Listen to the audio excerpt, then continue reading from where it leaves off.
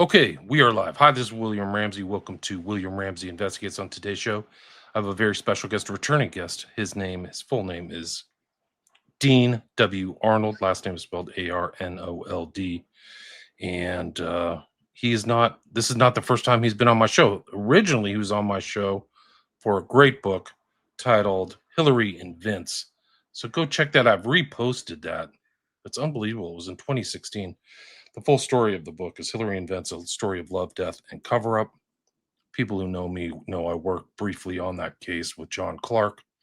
I actually delivered the Clark memorandum personally in my own hand, walking around Congress to the senatorial buildings and to the House of Representatives who delivered that. Finally, it actually made it into the district court as an addendum to the Starr report. And Starr kind of has a checkered past. Kavanaugh was his research agent, who worked on the Starr report. Starr went on to represent Epstein, which is kind of sketchy to say the least. But do go back, check out that book. It's an important book. And there's a lot of great information in Hillary and Vince. We also talked about Unknown Empire, the true story of mysterious Ethiopia and the future arc of civilization. And that's from 2020. I actually just reposted that earlier this month, on October 2nd. And I let Dean know on social media. He said, "Hey, I got a new book." So here's the new book. If you're watching this on YouTube, X, or Rumble, you will see the title of a one in a three-part series. This is Revelation Explained, an interpretation by James B. Jordan, with Dean W. Arnold as editor. So volume 1 is Dragon, volume 2 is Thunder, and volume 3 is Harlot and Bride. You can find all of those on Amazon. They are all available. And they really dig into this mysterious book, Revelation, that is in the kind of final corpus of the New Testament. My understanding is that Martin Luther thought it was too strange to put in. I think it's a very important book, and it's still mysterious. And one of the interesting things that I liked about this book, and things that I should have known, is kind of the definitions that are in the book of Revelation and how those definitions are used in the Old and New Testament. So these terms that some of us may not. Everything was great until we started broadcasting. Yeah, okay. Well, yeah, now it's all going out all over the world, or the interweb, so to speak. I just was kind of filling up on the terminology. I did the intro. Let me talk about your bio. Dean W. Author Arnold is an author and screenwriter. His script on J.R.R. Tolkien was endorsed by the Oxford C.S. Lewis Society. Pulitzer winner and Newsweek editor John Meacham called his book Old Money, New South well worth reading. He grew up talking theology around the dinner table with his father, a pastor with a doctorate from Dallas Theological Seminary. Today, Dean is tonsured the Reader Gabriel for the Orthodox Church of America. And like I said, there's 3 books. There's a lot of definitions, a lot of things in this that I wasn't aware of, like I was talking on the intro. Great understanding of where the number 666 comes from, the beast. We were talking the pre-show about his dad's connection to Hal Lindsey. So some of these terms he's going to go into, hopefully, if he can get his connection back, but kind of like preterism, dispensationalism, pre-trib rapture. One of the things, if he pops back, James B. Jordan. This book was edited. It was James B. Jordan, who was fortunately passed away, but he had 204 lectures about the book of Revelation and 7,000 pages of lecture notes. So he really did extensive research into the book, and so I highly recommend it. I got through the first book, but I didn't get through the other 2. But there's a lot of great information there. I don't know if Dean's going to make it back. Hopefully he will. But let me find the bio for. It's published by the Chattanooga Historical Foundation. So if people who don't know, Dean is in Chattanooga. I think he's written books for Chattanooga. He's done. All right, I'm back. Okay, cool. Maybe what's best, Dean, is to turn off the video component of StreamYard. It usually helps with the connection. I'll do it on my end. But I did kind of a longer intro. I was explaining who James B. Jordan was, and that this is a 3-part series. And there's some terms that we can go into. I think it's still relevant. People are saying it's coming in the future. There's so much talk about pre-trib rapture. There's just incessant arguments among Christians about what's going to happen in the near future, and a lot of things are happening in the Middle East. So maybe just a good start is I already read your bio, is just to kind of go into your background and what led you to this project, and how did this project unravel to you, the research you did that led up to these 3 books.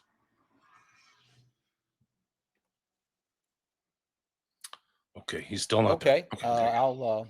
I'll start from there. Am I coming through? Am I coming through okay? Yeah, I think so. I think my suggestion would be to turn off your video. Are you can able go to hear down. me? Yes, I can hear you fine, but I would turn off your video. Go to the box that's like a square with a little black triangle pointing to your left, and I'm having a hard time hearing you. Should I turn my video off? Yes, turn it off. Okay, I'm turning my video off, trying to get a better stream here. How you doing? I'm good. Welcome, everybody. I got my YouTube channel back. We've already got 50 listeners. People are there. Hi, Calvinist is already in Chattanooga. Good. Great. If you guys have any questions, you can just put them in here for Dean. He's very knowledgeable as well. So we were doing fine until I hit the live button. Actually, some of I should hit the live button just come right when I start, because some of the conversations are so interesting. But yeah, I don't know. Maybe I should stop the stream and redo it. He just doesn't have a good. The Ethiopia Thanks Magister. That was a good one. It's a good book. Great book. Hey, Rodney, my channel is back. I have 2 channels back, so I guess I'm streaming to them now. I don't know how long I'll keep them, but yeah, these books are good. I mean, hopefully they'll come back and explain it. I don't know. This is kind of 7 minutes in, but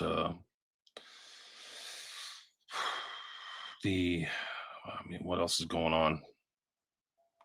I think that people are looking to revelation. I think one of the interesting things about this book, and what I learned, is like some of the concepts and things that were mysterious after I read through it were not mysterious. I didn't understand the connection between Amalek if and you Edom. cannot watch a TV show or something, that would help. I'm just sorry about that.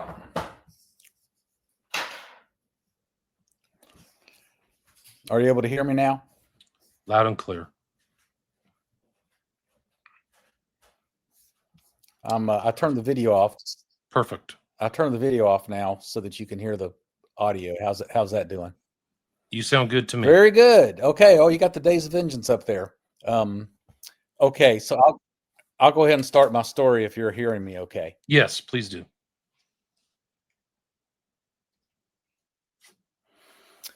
Okay, well, as we discussed off the air, my father was a evangelical Bible teaching preacher who went to Dallas Theological Seminary, got a doctorate there, hung out with Hal Lindsey before he had written The Late Great Planet Earth. And so I was raised in, the teaching of eschatology and that sort of thing. And my dad was a pretty good teacher of it. We never believed the pre-trib rapture. We always believed we were going to have to go through tough times. But a lot of the stuff did rub off, and I was intrigued by all the last times, end times kind of stuff. And then I came across a book by David Chilton, not the one you listed here. It's another book called Paradise Restored, where he does a really good job of explaining that. Okay, I don't know. We've done 10 minutes. I think Dean's dropped off 5 times. I suppose I could read the book to you, explain to you, but that's why the guest is here.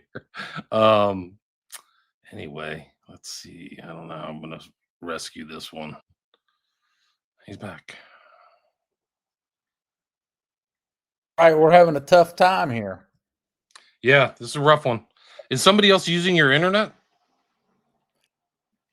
I don't think so. Do you have some other program that's up? let's. Well, that Do you may want to be the reschedule? case. Do you want to reschedule for another Uh, time? Because we're okay. yeah, Jack's saying don't give up. let's We're 10 minutes in, and let's try it's one. Let's try okay. one more time. Okay. I got a couple applications. Sometimes people are running stuff in the background. They don't have the right phone, so like you need a stronger, quicker phone. Oh, he's gone again. Okay. The one thing that happened with StreamYard is they added a lot of like you have to have a lot of resources to use it that didn't used to be the case. And so some people's if their computer isn't up to date or their phone isn't up to date, it just doesn't work right. So I don't really know. If I can restart the stream, yeah, possibly. He needs to just have it's either his phone or his connection.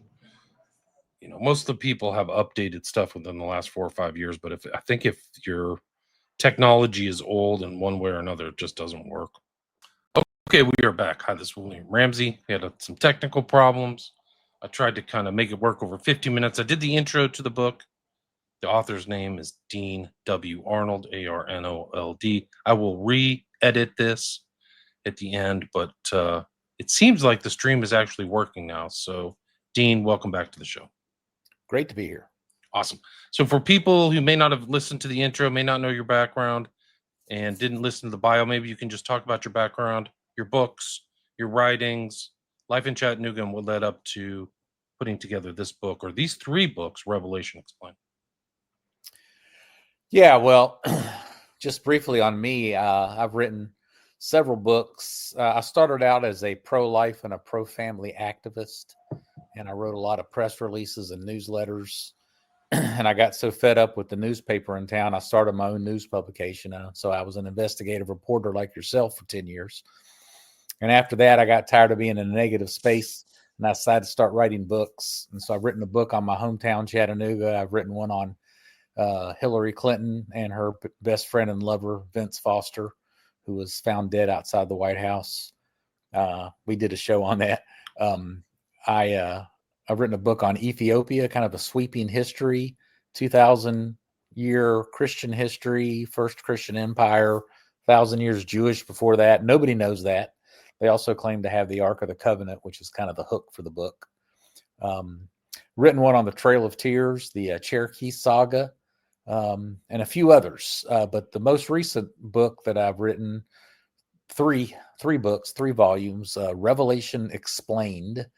I didn't write it, actually. I'm the editor. I've got probably 400 pages in it that I've written, but appendices and prologues and all that. But it's actually the commentary of a scholar named James Jordan, who is he did 204 lectures that I found to be phenomenal. And but then he had a stroke and he couldn't turn it into a book. And so I went and visited him in Dallas, Texas, and got permission to turn it into a book. So that's who the actual writer of the commentary is. Now let's go back and talk about the angle of this book and why it has a unique message. I was raised by an evangelical pastor, got his doctorate in theology from Dallas Theological Seminary. He kind of came out. He didn't come out dispensationalist. We'll talk about that, what that means, I guess, down the road here. But he did get influenced by all the kind of last days madness. And one of his friends at seminary was Hal Lindsey. He was kind of a nerd. But then he ended up writing books and becoming famous with the book, The Late Great Planet Earth. So I grew up in that environment, learned a lot about eschatology, which is the study of last things, because my dad was a really good teacher.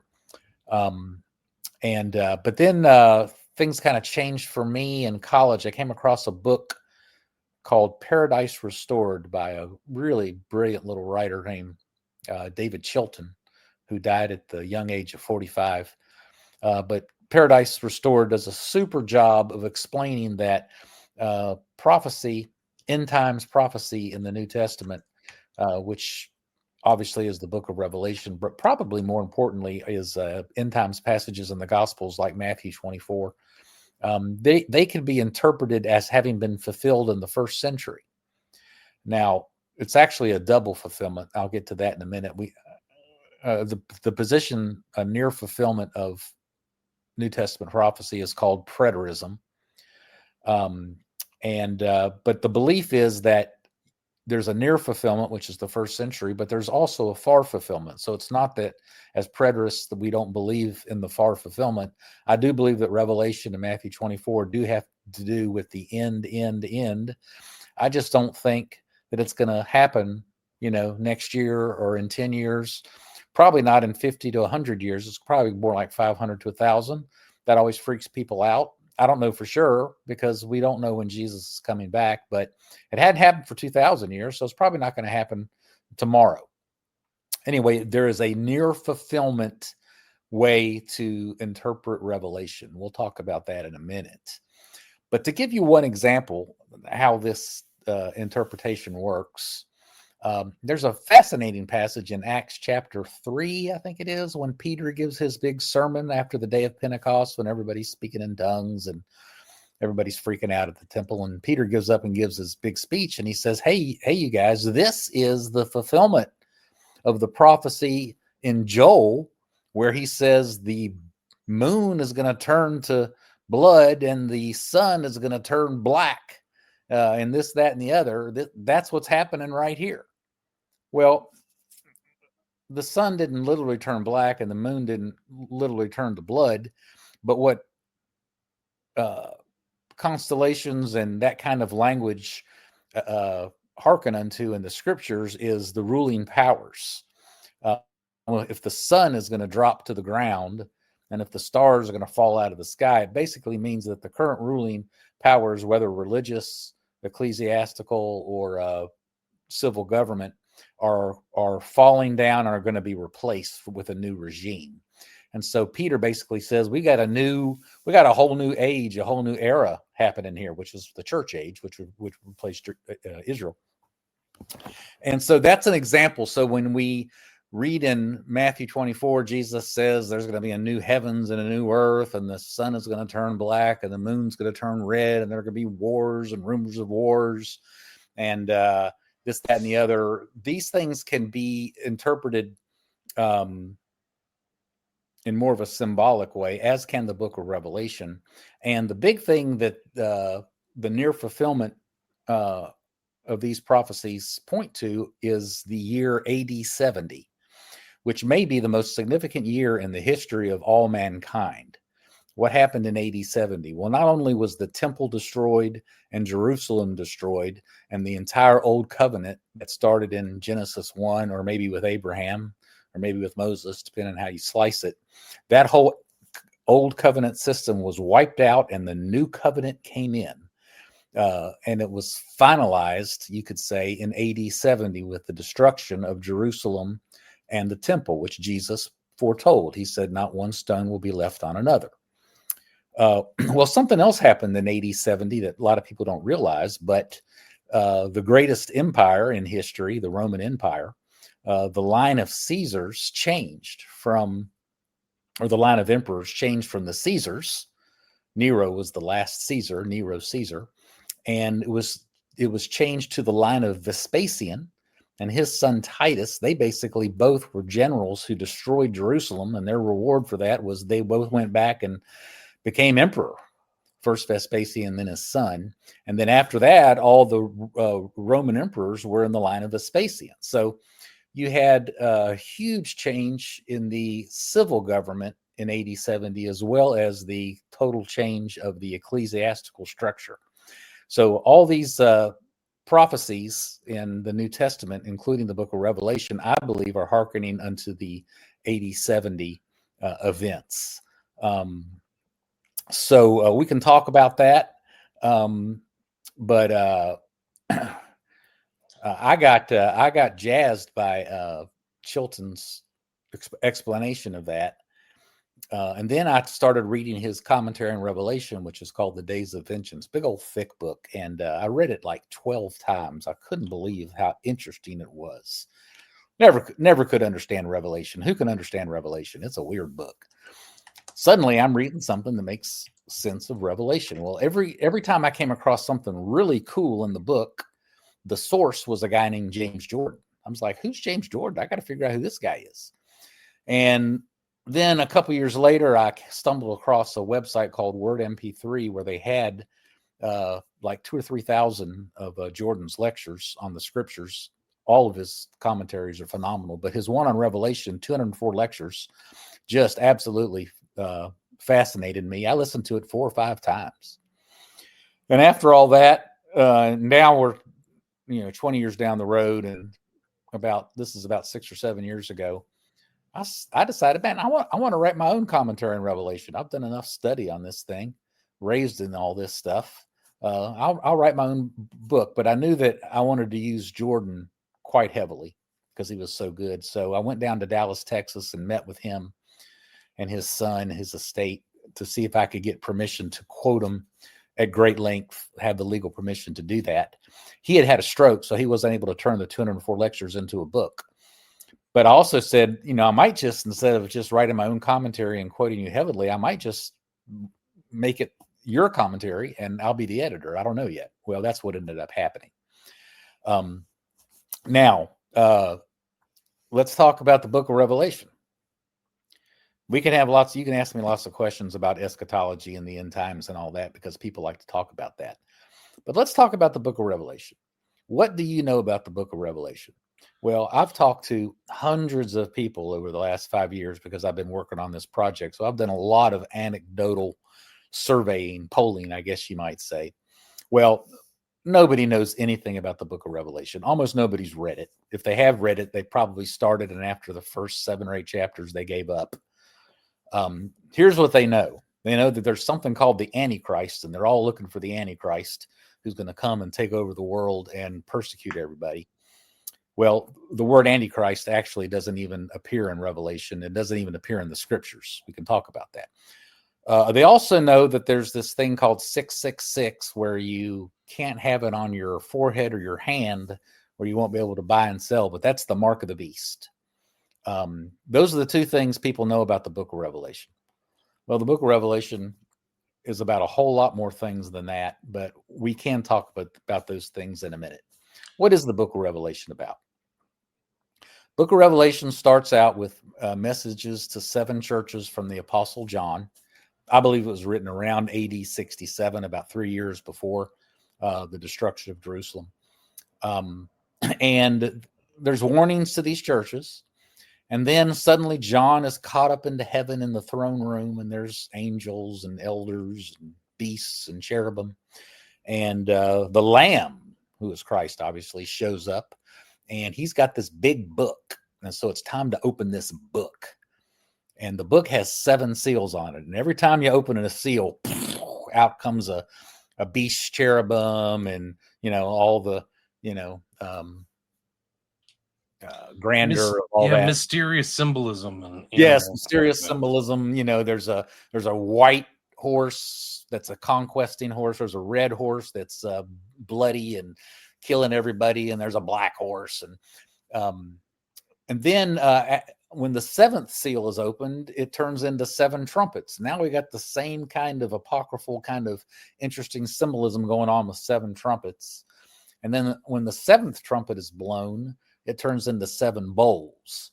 And the bowls are like the final wrath, and they're pouring out blood and all kinds of other things onto really the city of Jerusalem. And after the 7 bowls, with the 7th bowl, suddenly there's this vision of this whore of Babylon in the sky above the wilderness. When I wrote whore of Babylon in this book, Microsoft Word said, "You sure you want to use that word? That's kind of an offensive word." It's like, yeah, I definitely want to use that word. The whore of Babylon, it says on her forehead, "Mystery, Babylon the Great, the mother of harlots." And so she's up in the sky, and she's doing all sorts of blasphemous things, and she's drinking blood and menstrual blood and all kinds of nasty things. And she's just the most wicked woman you could possibly imagine.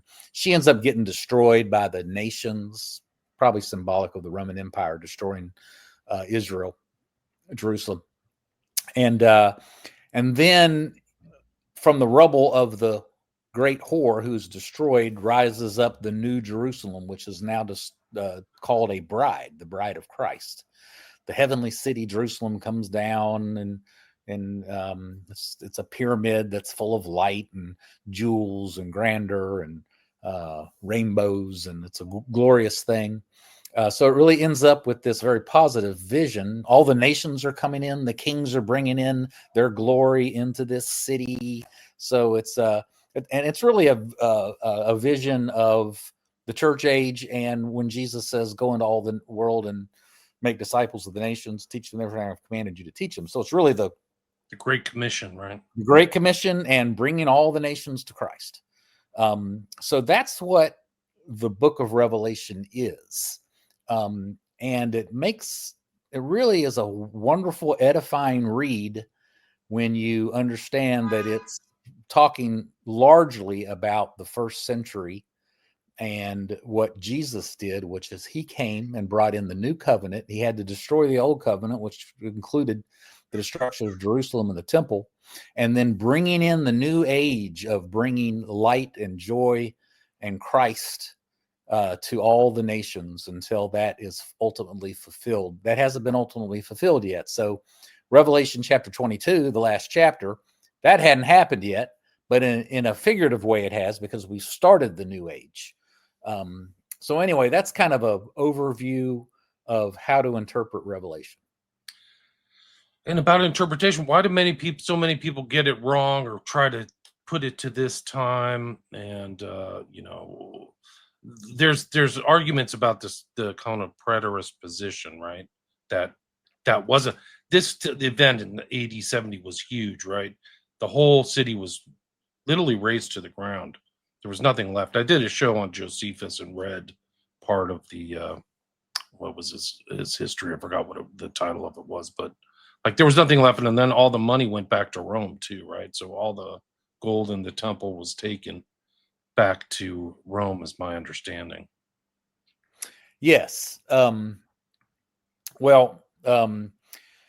The preterist position is that there is a near fulfillment of Revelation, and there is also a far fulfillment of Revelation. So these things we read about have double fulfillment. So it is going to happen down the road. It's just, I think that to always think it has to do with Iran and Russia and Turkey is fairly irresponsible. We don't know what's going on. That's pure speculation. So it's best to spend time studying the near fulfillment, which is accessible, objective, obvious, that sort of thing. An example of the double fulfillment of prophecy, when Isaiah gives his famous prophecy, "The virgin shall be with child, and ye shall call him Emmanuel." We all know that from Linus and Peanuts. But it's also one of the more famous prophecies. Well, when Isaiah gave that prophecy to the king, "This is a sign for you, the woman shall be with child." Well, right after that, like 3 or 4 verses later, it says that Isaiah's wife had a son. And that is clearly the near fulfillment of Isaiah's prophecy. Now, in the Septuagint, the word for virgin can also mean a young woman. And sometimes Jews and others will try to argue that to get out of the virgin birth. But in the New Testament, when the Greek says virgin, it really does mean virgin. So we believe in a virgin birth. But there was a little wiggle room when Isaiah said it. And so you've got the near fulfillment with his wife having a son. And then you've got the far fulfillment, which was Jesus Christ being born in Nazareth from Mary, the Virgin Mary.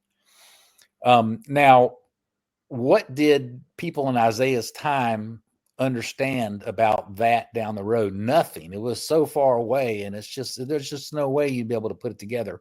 I think we're probably in the same position with the book of Revelation. We don't really know what the final end apocalypse is going to be like. It's going to be a while. There's lots of things going on. We ought to stick with the near fulfillment. So that's the idea. Now, why do people spend time on the far fulfillment and try to come up with weird, irresponsible applications for Revelation, Matthew 24? Some of the really weirdos that are really into it get into like Zechariah passages and Daniel. There is a syndrome for Last Days Madness, and there's several reasons for it. One is just escapism. It's just a whole lot easier to just say, throw your hands up and say, man, this world's so difficult and screwed up. I'm just going to just hope that Jesus comes back tomorrow. Not only that, I'm $125,000 in debt, so that actually would be really helpful.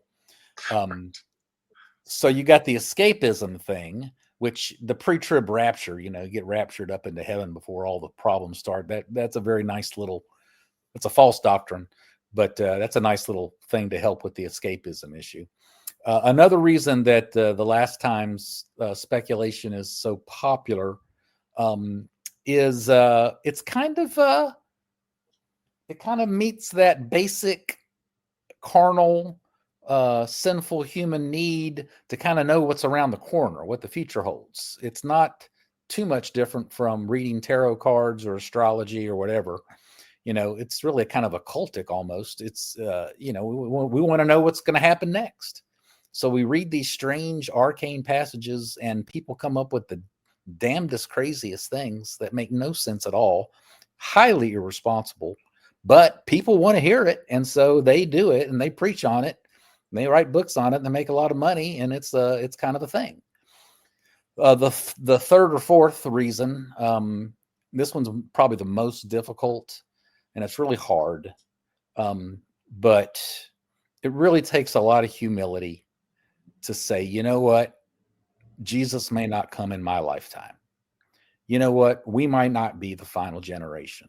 You know what, we might not be all that. We might not be that great. We might be just kind of like the generation in the early 1700s.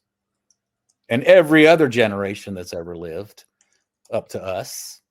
I mean, we've got to kind of be humble and say, we kind of just need to be faithful Christians and just move along.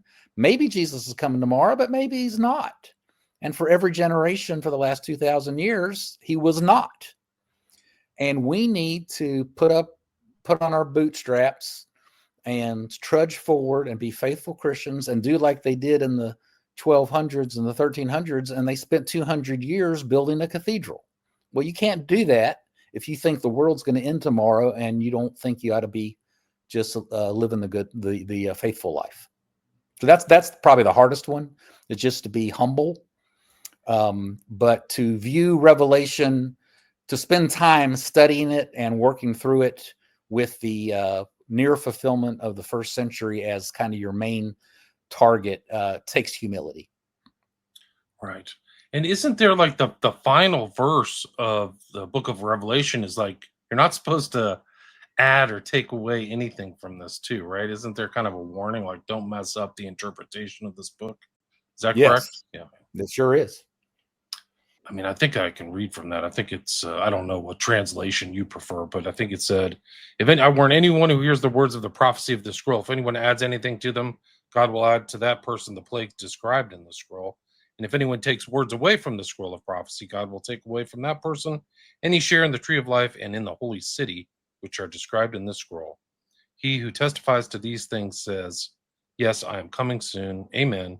Come, Lord Jesus, the grace of Lord Jesus be on God's people. Amen. Well, one of the things that as a tell that it's meant to be interpreted around that time is also how important the seven churches and the message to the seven churches is. Would you agree with that?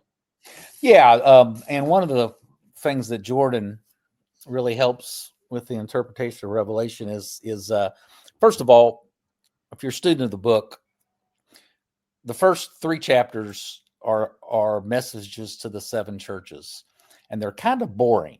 I mean, when you pick up the book of Revelation, you're like, okay, I'm looking for flaming swords and wild groups of angels, and I'm looking for, massive explosions and all sorts of sensational things. Well, the first 3 chapters don't give that. It's kind of a pedestrian list of 7 churches and the good they've done and the bad they've done and that sort of thing. Well, Jordan explains why John, or actually it's Jesus Christ who wrote the book and handed it to John, why he did it that way. He says that the every one of those churches, Jesus says, you've done this good, you've done this bad, but, watch out because I'm coming to you soon. And then he says to these 7 churches, let's look at this 8th church. So the rest of the book is about the 8th church, which is Israel and Jerusalem, the Old Testament church. Watch and see what I'm going to do to them because they weren't obedient and they didn't heed my warnings. They're going to be absolutely destroyed like no one's been destroyed in history. So he says that the rest of the book is a warning to the 7 churches that when I come to you, be careful because when I come, it's pretty mighty stuff. So that's why the time of my visitation, right? Isn't that what Christ said at the Mount of Olives? Yeah, there you go. So that's why the 7 churches are there. They're going to be inspected by Christ, just like Jerusalem was, and he gives them an object lesson to be careful because when he comes, it's pretty serious.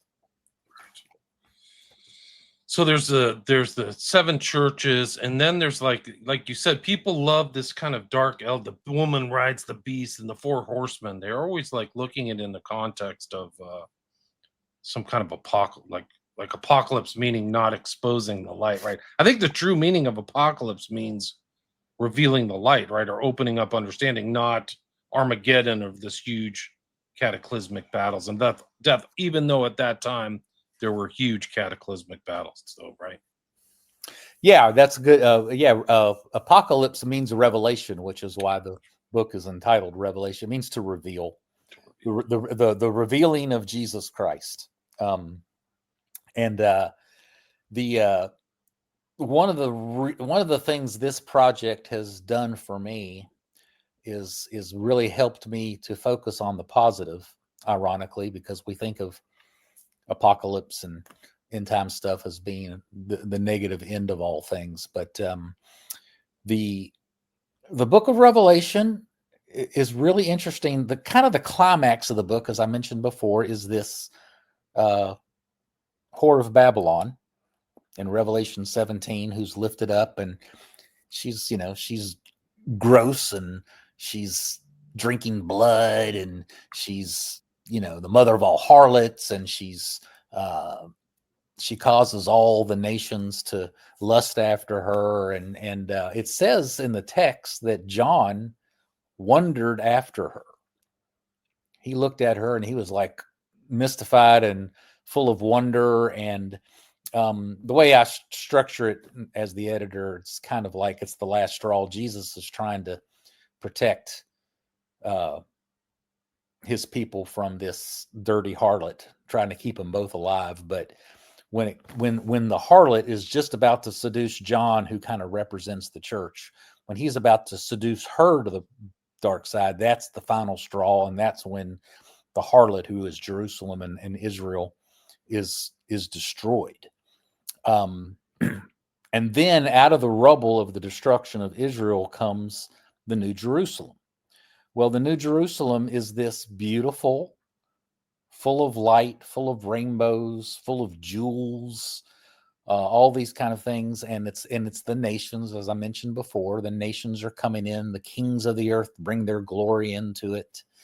And it's 4 chapters. I mean, it's 4 chapters of describing this beautiful New Jerusalem. It's kind of a pyramid, and it's heaven comes down to earth. Heaven is not really up in heaven anymore. Heaven is here. Jesus comes here, and the light is here, and we don't have a temple anymore because we've got Christ, and he's the light. But it's shifted my attention away from always being like, ain't it awful, boy, it's so awful. We got pedophiles running the global earth, and it's all going to be a new world order, and Peter Thiel and all the rest of the homosexuals are going to turn it into a surveillance prison. And I'm a culture warrior. I'm a culture warrior. I've been fighting family values and pro-life and all that kind of stuff all my career. But at some point you get tired of playing defense, and it's time to play some offense. and I'm tired of playing defense, and I'm tired of being negative all the time. And I am being, it's shifted me to trying to be more positive. Well, how do you be positive? Well, you take the gospel to all the nations. The more people hear about Jesus, the more the nations hear about Jesus, the further we are toward our goal. And the pedophiles and the Zionists and all the others can do whatever it is they're going to do. But if you're preaching Jesus and leading people to Christ, you're going to change history for the better. And we've kind of seen that in the last 2,000 years. It's not always rosy, and sometimes there's ups and downs, but there has been a general progression. So let's just get on with it. And one of the other things I might want to mention, are you not fascinated that people like Tucker Carlson and Candace Owens, and even now, on maybe on Fox and all kind of stuff, they're talking about replacement theology and dispensationalism and who are the real kind of chosen? I mean, these are all like, who are the real chosen? Those yeah, kind of things, yeah. These are like the subjects of the day now. It's absolutely fascinating. This is the stuff my dad was teaching me when I was a kid, and I thought I was a weirdo, when I went to public school. But it turns out they were the weirdos, and this is where it's at. Yeah, no, it's amazing how it comes around again. And how would they've all come back to Christ, right? So they've all come back to like their Christian roots. Like something happened where they go back to. Yeah, you got to kind of do that when your leaders are worshiping Satan, like out in the open. It's like, I think I better think about that Sunday school thing again. So true. It's like you're seeing it play out. But it's interesting. I think Revelation's important in present context because you're literally seeing these guys like Huckabee, and we have to support Israel, and there's so many people at the Wailing Wall, right? I mean, it's almost like you have to go prostrate yourself to get political power for this so-called Christian theology. They should be at the Holy Church of the Holy Sepulchre instead of at the Wailing Wall. J.D. Vance went there today. Oh, interesting. Well, there you go. Yeah, little things we can mention here and there. The Wailing Wall is a fake. The Old Testament says that Solomon, when he was coronated at the temple, that it was done by the spring of Gihon. Well, the spring of Gihon is about 2 miles from the Wailing Wall. So the Wailing Wall is not the temple. And some pretty good speculators think that it was a Roman fort. But one of the reasons why that Wailing Wall is a diabolical thing is that Jesus made clear in Matthew 23 and 24 and other places in the scriptures that the temple was going to be destroyed and not one stone would be upon another. That was the specific prophecy. Well, that Wailing Wall is in part an attempt by somebody to try to say, no, Jesus's prophecy didn't really fully come true. Wow.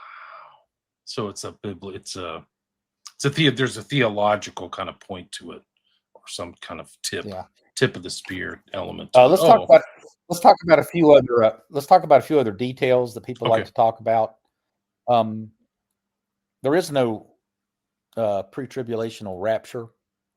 That's kind of, everybody sort of accepts that there's going to be a 7-year tribulation, but before that, the Christians are going to get raptured out. The word rapture doesn't really take place in the scriptures. There's one place in Thessalonians where Paul says that we're going to be caught up in the air right when Jesus comes down at his second coming. So there is a rapture as Jesus comes down, we go up, but nobody's getting out of any trouble. Another thing, a little tidbit we need to look at, the Antichrist. Well, everybody just accepts willy-nilly that there's going to be some Antichrist person who is going to take over the world.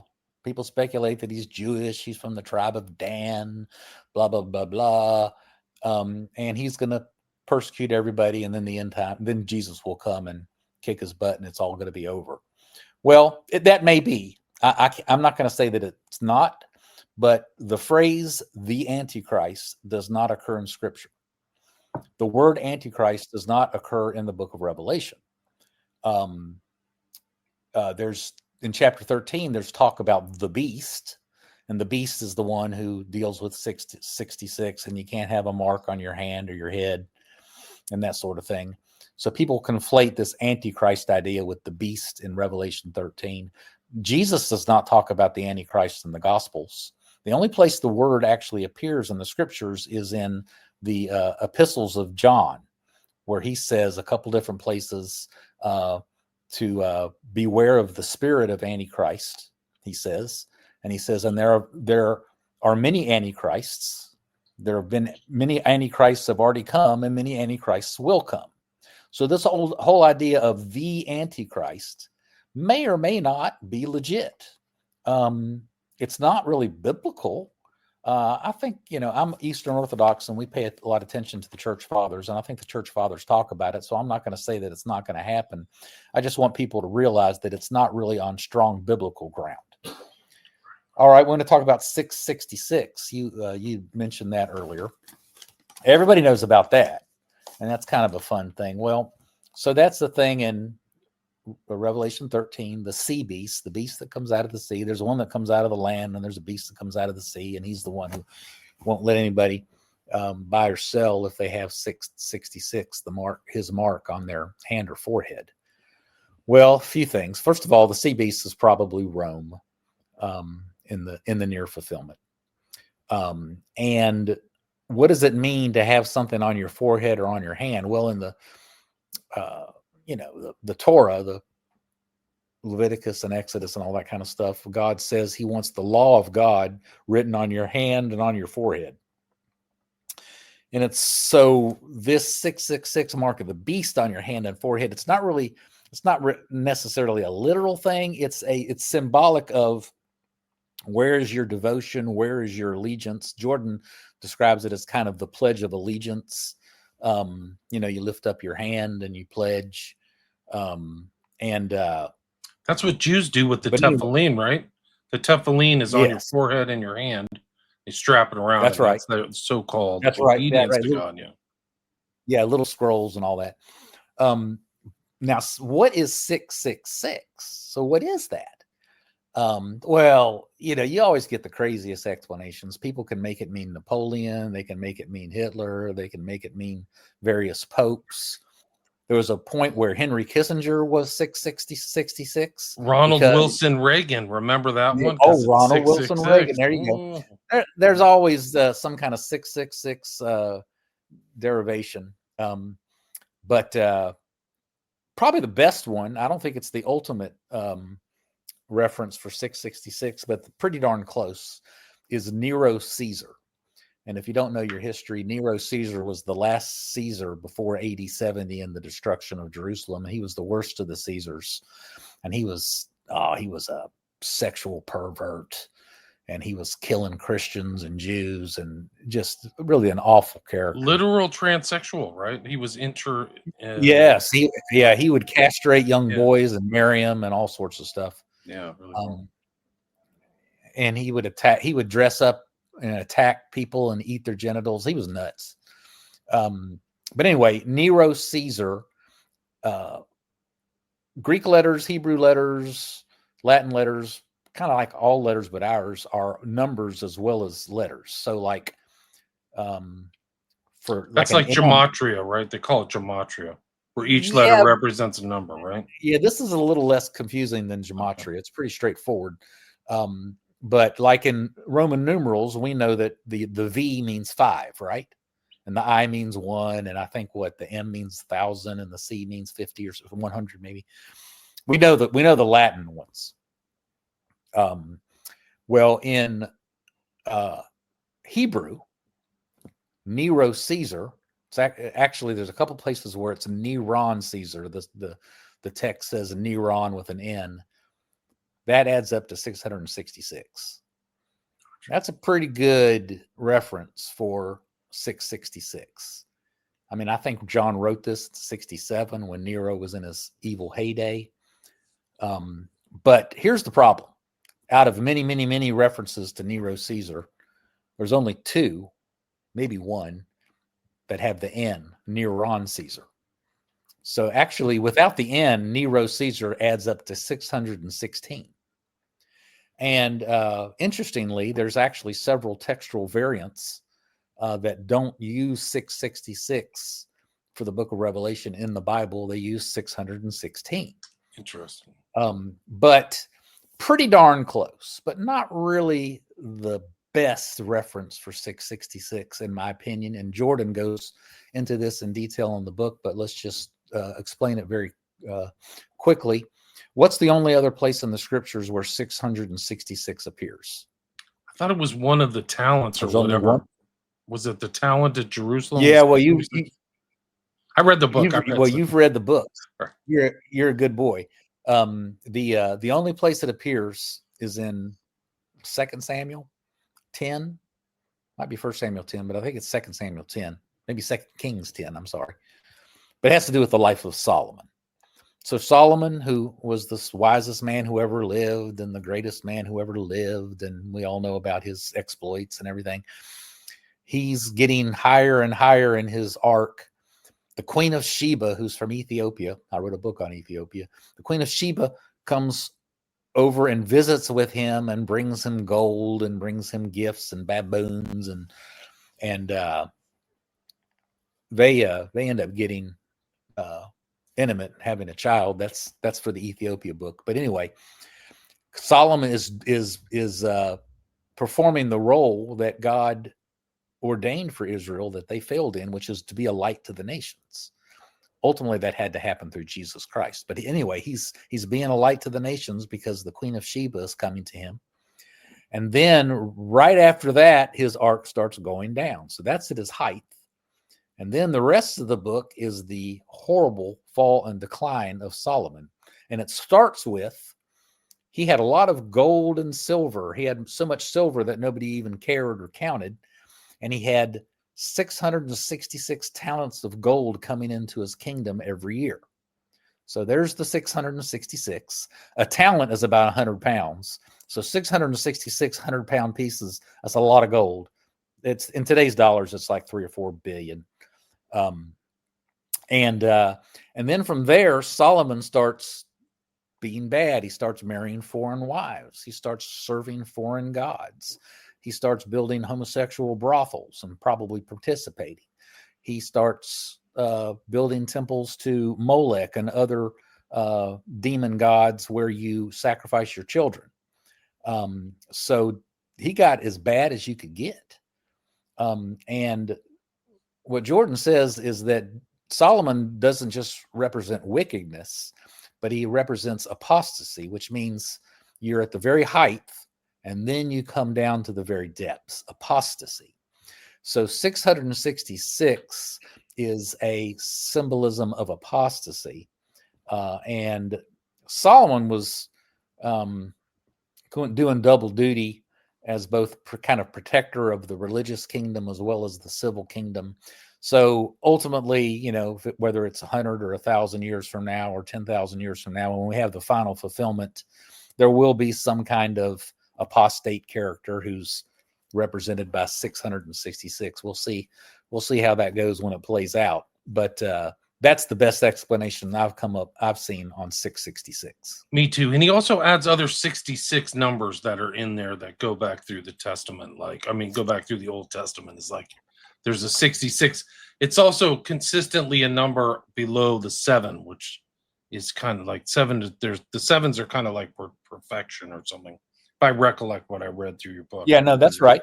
Yeah. And so Goliath, the giant, was 6 cubits and a span, which is a span is a hand, which is probably 6 inches. So six cubits and 6 inches is how tall Goliath was. And then the statue that Daniel's 3 friends refused to bow down to was like 60 cubits tall and another 6 or something. So yeah, there's the 66 theme is quite a bit in the scriptures, and then 666 is just for Solomon. One of the other things that Let's talk about the date. Yeah, go ahead, please. No, you first. Well, I was just going to say, in addition to the 66 that's present and runs through the Old Testament, also the beast, or the concept of the beast, so that it's not kind of this independent thing in Revelation, like all these other people are compared to beasts. Nebuchadnezzar's sent out for I can't remember how long, to live among the beasts. So it's a very negative connotation prior to the book of Revelation. Would you agree with that? The word beast. Yes, yeah. The beast thing is it's a pretty complex thing, but the place where it's most used by Jordan is in the concept of beast empires, which Daniel chapter 7, I think, is the one that really lays out all the beast empires. The first beast empire is Babylon, and it houses the people of God. It's when Jerusalem was destroyed by Babylon, they went and lived in Babylon, and so they're kind of being housed by this beast that is a good beast. It's supposed to protect the people of God. It's supposed to use its fangs like a Doberman to protect its owner, its people. Interestingly, the cherubim in the book of Revelation, the four beasts they're called in some translations, are half domestic and half wild. So they probably guarded the Garden of Eden. And so, if they're looking inward, they're domestic like a cow or a man face. And if they're looking outward, they're wild like a eagle or a lion. And of course, we got a beast theme because the snake comes in and does his thing. But anyway, I digress. Babylon is taken over by Persia, which is kind of a bear image. Babylon's a lion. Persia has a bear imagery. And then Persia is overtaken by Alexander. And Alexander has four expressions of his empire. Alexander himself, then the Seleucids, which are up near Syria, and the Ptolemies that are in Egypt, and then early Rome. Early Rome was really a Greek empire. Rome is Greek in a lot of ways. But then the seventh beast empire is evil Rome. What really starts with becoming an empire, and then it degrades into Nero and all that. That's seven beast empires that were protecting the people of God all the way to the destruction of Jerusalem. And then the beast empire role is no more. And of course, in Revelation 13, the sea beast is the evil Roman Empire that no longer is doing a good job of protecting the people of God, but instead is murdering them. So Rome and that whole beast system gets fully annihilated in AD 70. That's probably more than you wanted, but you got it. Yeah, but then there was a follow-up destruction where all the Jews were sold into slavery in the Bar Kokhba revolt, right? Like 80 years later. Is that right? So there was like dual destructions. Like the whole place was razed, and then they did what they did to Israel, what the Romans did to Carthage, right? Sold everybody off into slavery and then salted it or did something. Or tore down every tree, if I remember correctly. Like, yeah, I'm not an expert. I'm not an expert on the history after that. I know that there's two different times in history that were fascinating where they tried to rebuild the temple. There's talk now about rebuilding the temple and all that. Well, there was a couple of different attempts. One in like 130 AD that completely bombed, and instead the Romans kicked the Jews out again and built a pagan temple on the spot of the temple. And then there was another really serious attempt to do it during the time of the Emperor Julian the Apostate, which is around like 350 or something, 360. And he made a serious attempt to rebuild the temple. And as they're getting really close to kind of putting up the key girders and all that kind of stuff, literally fireballs start coming out of the ground and from heaven and destroy the whole thing. Wow. And we have two great saints who testify to this, St. John Chrysostom and I think Gregory the theologian. But then there's another pagan biographer of Julian who also attests to the same thing. I didn't know that. And that's kind of more of the Orthodox view, or that information may be more Orthodox. Is that correct? Because St. John is an Orthodox. Well, church. he's one of the 4 doctors of the church in the Vatican. He's not just Okay. Orthodox guy, but like I told you, there was a pagan biographer of Julian who also attested to it. So it's not just Orthodox history. I think it's pretty strong, reliable history. But yeah, there have been attempts to rebuild the temple. They never went well, and I don't subscribe to the current rage that that's going to happen here. They're talking. I did a show on the red heifer and all the stuff. They're trying to set up all these precursors, and there's people getting all the implements together.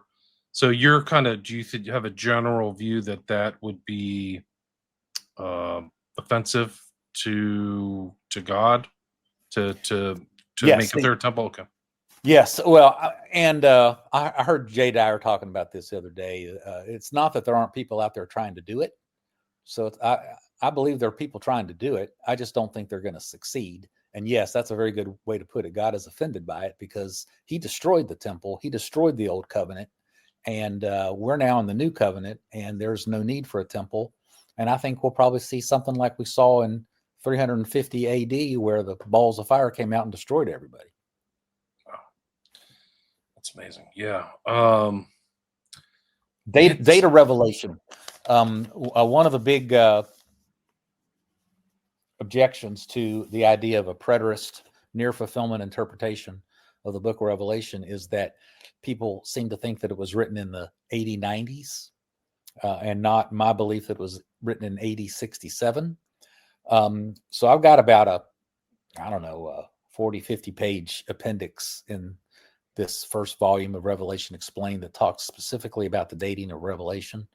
And there's some reasons I believe that. One of the reasons I believe it is that the Orthodox Church's Lives of the Saints calendar on the date of the death of John, the theologian, the Apostle John, says that he wrote the book of Revelation in 67. So my church history ascribes to that belief.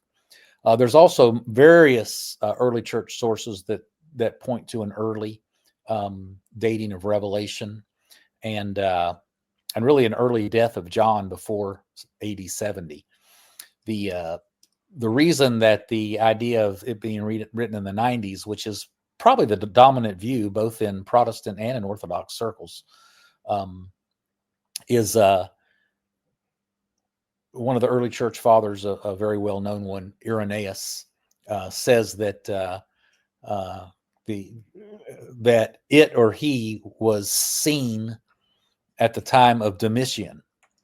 Well, Domitian appears in the mid 90s, so from that they deduce that John must have lived into his 90s, and it seems to say that the revelation was seen at that time. But if you look at it and parse it, it could be the pronouns could be him and not it, and it could be that John was seen at that time. But I do a long analysis of it, and at the end of the day, you just got to say Irenaeus probably didn't get it right. He said Jesus lived to be 50. He said Jesus was crucified in AD like 18 or something, or a wrong date. He got a lot of dates wrong. So but he is important because he goes through, you can direct, there's supposedly a direct tie between Irenaeus, Polycarp, and John, right? John the Evangelist. Yeah. I mean, yeah, that's fine. But anyway, I think there's plenty of strong evidence for a early dating of Revelation. It's not a slam dunk case, but the other side doesn't have a slam dunk case either. Gotcha. The High Calvinist asks about your opinion on the little season of Satan's loosing. In my opinion, we're very likely this season evidenced by Zionism and the reemergence of national Israel. What are your thoughts? Read it again. I'm sorry. You can read it right there on the bottom. I'll say it slower this time. I'm sorry. Can you ask Arnold about his opinion on the little season of Satan's loosing? In my opinion, we are very likely in this season, meaning the little season of Satan's loosing, evidenced by Zionism and the reemergence of national Israel. Yeah. Okay. Well, in Revelation 20, there is a loosing. It might be a little bit earlier than that, Revelation 18 or 19. I've been away from the project for a year. But Satan is basically, you have the millennium and all the kingdoms coming into the nations coming into the kingdom and all that kind of stuff. Satan has been bound for 1,000 years, which is a symbolic number. And he's been put in a pit down in the earth. And then suddenly he's loosed and he gets to go on a rampage for a season, like he says there. And he gathers up all the nations. Gog and Magog is, I think, mentioned in all that. There's one final showdown, and Jesus wins, and Satan is thrown into the lake of fire. It's all done. We don't know when that is. It's at the end of the church age. I think it's going to be a long time away.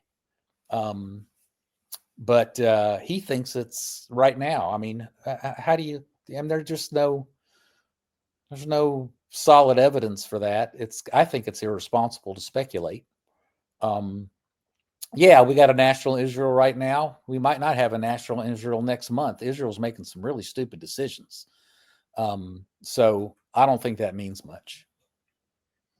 Gotcha. For people who don't know, I just posted, or this is for the audio, I posted the old interview I did with Dean about Unknown Empire, his excellent book on Ethiopia. And I also have read Josephus's The Wars of the Jews, which covers the destruction of Jerusalem. I don't know if there's a better record. Some people have critiqued Josephus as kind of a turncoat, which I think in a certain perspective he was. He went from being kind of a Jewish patriot to a Roman aristocrat, is my understanding. But still, it's the best we got. So I'll put links to that in the show notes. Does anybody have any questions for Dean Arnold? We're almost at the hour mark. Like, it's gone fast. Is there anything else you'd like to cover? I mean, kind of my notes are kind of done because we covered pre-trib rapture. What's your thought on dispensationalism and its connection to the book of Revelation? Well, that's a term that's getting thrown around a lot. It's amazing. I never thought I'd hear mainstream media talking about dispensationalism, but it can mean all sorts of things. Technically, I guess it's a theological belief that we have different dispensations in history. We got the old covenant, and we got the church age, and we got the Israel age, and maybe we're going to move out of the church age into the age where they build the temple and Jesus comes down physically and reigns for 1,000 years. Anyway, that's sort of the technical definition of dispensationalism. But really the term just kind of gets collated with all the other trappings that come with this, what I would call last times madness. So the pre-tribulational rapture, the belief that Jesus is going to come down in a physical body and rule as king for 1,000 years before the second coming and the last judgment, or maybe before the last judgment, which I don't believe, and the historic church has not believed that. The historic church believes that Jesus comes down, we're raptured up with him, we all come down, there's a last judgment, and then we come into a new age. Dispensationalism is just kind of a calling card for last time's madness. Right. Yeah. Really something else. There's just so many people who've added things into the scriptures that aren't as well. They're based on very simple, flimsy statements of one or two things, and then they've built up an entire industry, a very lucrative industry. I think, like you mentioned in the past, like some of these books have sold millions. Yeah, it's very unfortunate. It's very irresponsible. And then you've got about 10% of the evangelical crowd that are kind of like engineers, and architects, or they're these bean counter types, and they're pretty good at reading through the whole Bible and then reading these end times passages and analyzing them. And because they've read it and nobody else has, they get to become the experts, and they get to come up with these outlandish, wild interpretations and views of how these obscure passages have to do with today's issues with the modern state of Rothschild, Israel, and Iran and Iraq, and this, that, and the other. Henry Kissinger. It's all baloney. Gog is Russia and it's going to come down from the It's top. And I mean, I've heard them all. Yeah, I had it's a all guest on it's all very sad. It's all very irresponsible, and it's unfortunate. The mother of harlots is the Catholic Church, who sits on many waters, and so like this is it. It's easy to come up with your explanation. Yeah. Although the thing about getting back to Jordan is like what I liked about the book and the way it's read is how knowledgeable he was about terminology from the Old Testament, and understood like land and sea, and how those terms, just like we were talking about 666 and beast, are interspersed in Revelation. So it's not really, it can be seen as an independent special book, which it is, but it also has its concepts and imagery based upon biblical tradition.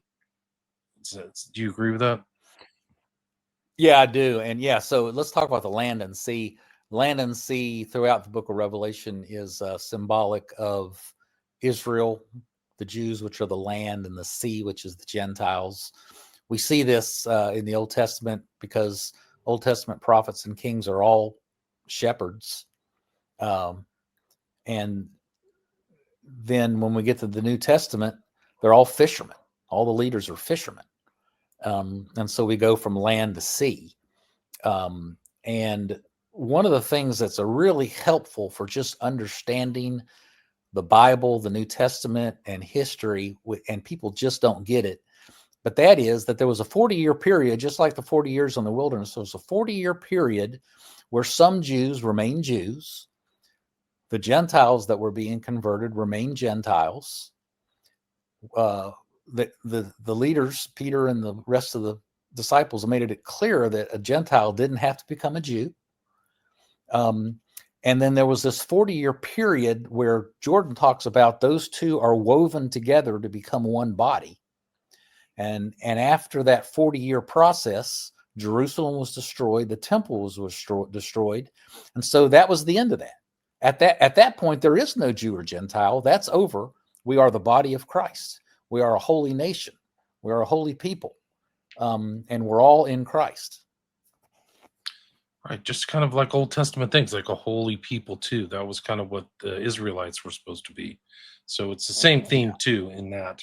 Rigovich asked another reason why you don't hear this interpretation of Revelation and the end times very often. I listed 3 or 4 early on in the podcast, but the fifth one is it's politically incorrect. Let's face it, the Jews don't want to talk about Jesus predicting the destruction of Jerusalem because they rejected him. And the book of Revelation, in my opinion, in the near fulfillment interpretation, is all about the destruction of Jerusalem.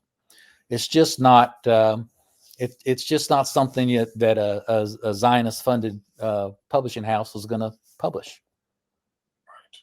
Or even look into, like, it's not like the views, like some people like Shapiro, their view of Christ is completely different, like at least what they state publicly. Then the Christians were like, this is the Son of God, this is the Messiah, this is everything that, so you're kind of seeing this thing that happened 2,000 years ago played out today. It really is remarkable, these conflicts that are detailed between Paul and the Jews and things like that. I think that there's rhymes, it syncs up a little bit with what happened 2,000 years ago. Rigovich asks, Q&A, a little off topic, but may I ask for some recommendations, reading-wise, for new Eastern Orthodox converts? Do you have any thoughts on that? You go to my website, deanwarnold.com. I've got an article, 21 Reasons to Become an Orthodox Christian. I can recommend that. And then I would recommend the influencer podcaster Jay Dyer, jaysanalysis.com. Most of the people that come into our Orthodox church, which is exploding, come in through his influence. And he wants, did he say books reading wise?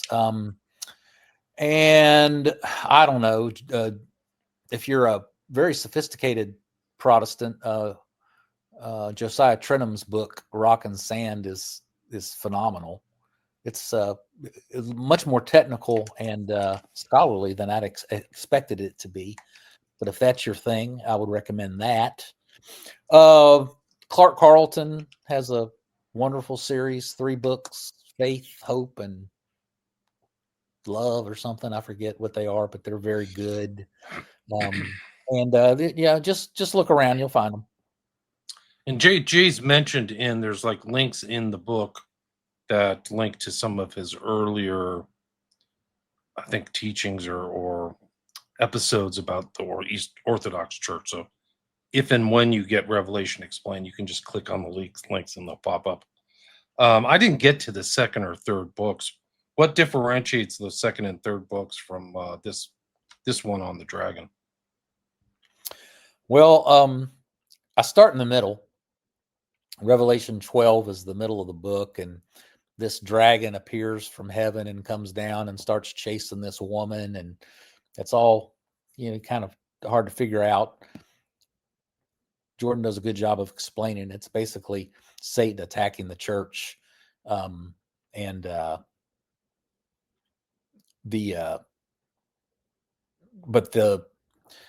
the end of those 3 chapters, 12, 13, 14, there's a harvest of wheat and a harvest of grape. Remember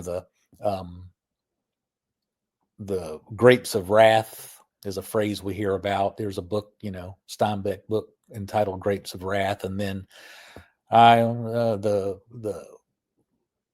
Union song, the coming of the Lord, he is trampling down where the grapes of wrath are stored. Everybody knows that passage. And everybody thinks it's the judgment on the wicked, the grapes of wrath and all kind of stuff. But it's really about the destruction of God's people, their martyrdom. And out of the blood of the martyrs comes the bowls of wrath, and that same blood gets poured out on Jerusalem. So it's a Eucharistic kind of imagery. I'm kind of on a rabbit trail, but volume 1 is talking about those 3 chapters. Volume 2 backtrack from chapter 1 to chapter 11. And that's a long story. You'll have to read it. But the main theme of that is the replacement of the angels. One way to interpret the book of Revelation is that it's a long story about how angels used to run the world and they got replaced by humans, and now humans run the world. And so volume 2 focuses on that. Volume 3, Harlot and Bride, talks about what I've already mentioned. You got the whore of Babylon. She gets replaced by the bride of Christ, which is the New Jerusalem. Stunning, dramatic stuff. And they're all good. I lost your audio. Well, if I'd unmuted, I'd probably hear me. I feel like I've heard this guy, Father Joe. Okay. Yeah. It's Josiah Trenum. He's been on podcasts. I feel like I've seen him talk before. Oh, yeah. He was on Tucker Carlson. Okay, well, that's probably right after the Charlie Kirk thing. Actually got maybe it's a 10 series lecture on the book of Revelation, and he is open to a preterist interpretation. He's one of the leading lights in Orthodoxy. Cool. And I forgot there's a podcast I was on that another Orthodox guy from Texas, actually, who you probably know. I forgot his name offhand. But there's a lot. It seems to be kind of like a movement that's growing. This Orthodox. When I was growing up, there was like maybe one Orthodox church in town, but it seems like I just keep hearing. Why do you think that there's more interest and more people going that route into Orthodoxy than maybe there was 20, 30 years ago? Do you think that's true? And why? Absolutely. Okay. Our church is blown up. and reports of Orthodox friends across the country is all the churches are blowing up. The reason is because young people and we're getting flooded with young men, and they're not just ordinary young men. They're really sharp. They're intelligent. They study philosophy. They're well read. So what's going on, William, is that these young kids are asking religious questions. Well, when I was their age, the only way I was going to hear about Eastern Orthodoxy is if some weirdo like a Jehovah's Witness came knocking on my door and handed me pamphlets. And Eastern Orthodox really didn't do that much. Now, today, when you start having questions like that, you go to the internet, and guess what? You find the goods. And to maybe more specifically answer your question, when it comes to what I call the chaos of church, who's in charge? Who gets to tell you to come to their church and for you to give them money? Okay. Who's in charge? Who has the authority? Well, when you ask that question, you go barking up that tree, you're going to come up with Eastern Orthodoxy. One way to answer that question is to say everything comes from the Bible. Sure, that's the Protestant touchstone, sola scriptura. Everything comes from the Bible. Well, here's the next question. Who decides what goes in the Bible? Well, honest intellectual Protestants will say, well, in the 3rd or 4th, 5th century, the early church decided what goes in the Bible. Well, they also decided a lot of other things, and they continued this day in the form of the Orthodox Church. And young people are going to the internet, they're asking those questions, and they're finding out that there's a long-term historic expression of Christianity that makes sense and has authority that you can trust. Is the canon in the Eastern Orthodox different than Western traditions or Protestant traditions or Catholic? The canon, sorry. Are the books in the Bible the same? Sorry, I'm not speaking clearly. Is the canon Catholic and Orthodox canon? The Catholic and Orthodox, basically, yes. The Protestants threw out the middle books, the Deuterocanonicals, also falsely called the Apocrypha. Rigovich, just to follow up. Oh, sorry, go ahead.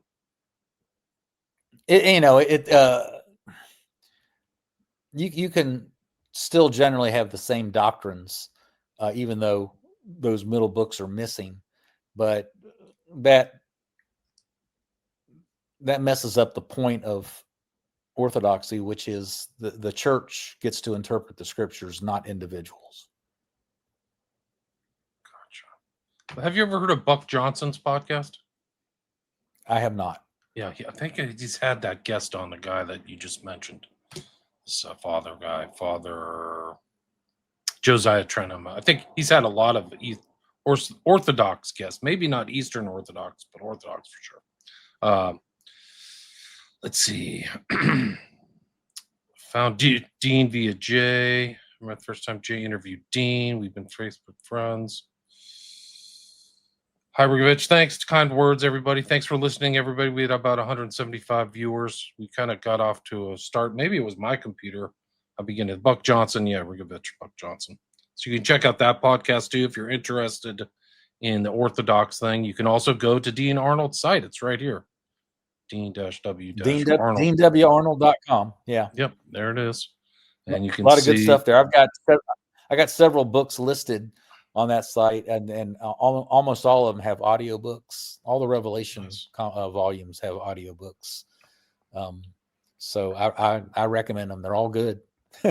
There's the Unknown Empire. We talked about that. You can hear me talk with him about that, interview him. Also the Hillary and Vince book.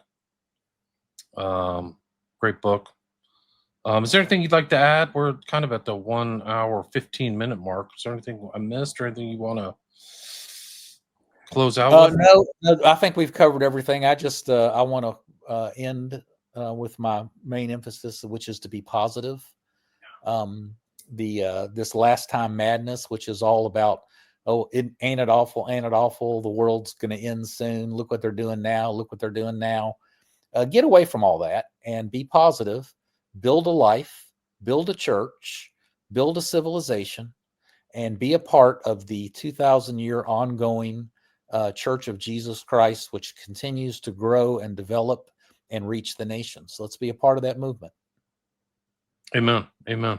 Thanks everybody for listening. I will put links to Dean's website, to his books. Go check them out. Very well worth your time. And thanks for all the great comments too. It's really great. Sorry about bungling up the first one. So people who are listening to this, I'll have added on the first 10 minutes. I'm going to do some audio editing. But again, the guest is Dean Arnold, and the book that I covered, and you'll see this right here, is Revelation Explained, an Interpretation by James B. Jordan, Volume 1. And again, it's Dean W. Arnold, Arnold, as the editor. Dean, thank you so much. Really appreciate it. Great time. Thank you, William. All right, stay there. Stay there.